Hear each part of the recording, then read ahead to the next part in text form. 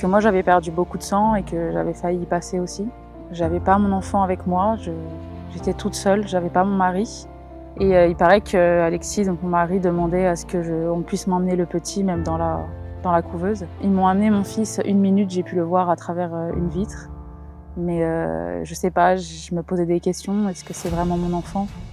Je l'ai pas vu sortir de moi, je l'ai même pas entendu pleurer, je l'ai pas eu sur moi. Après, ils me l'ont enlevé. J'étais toute seule dans ma chambre, je pleurais.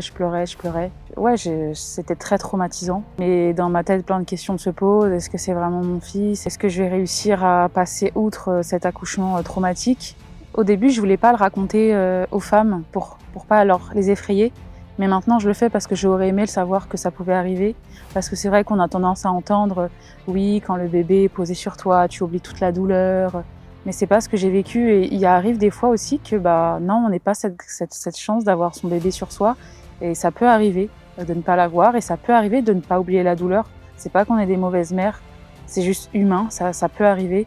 Donc maintenant, je le dis pour que certaines femmes se sentent pas à part ou pas normales de pas ressentir ça. J'ai subi aussi des maltraitances quand j'étais à l'hôpital. Le avant, le après, le pendant. Et ça a été difficile parce qu'il m'a raté quand il m'a ouvert le ventre. Donc j'ai un épanchement du ventre, j'ai le ventre qui penche plus d'un côté de l'autre. Donc déjà pour une femme, c'est difficile. Et en fait, ce qui s'est passé, c'est que je ne pouvais pas me lever parce que l'opération avait été très lourde.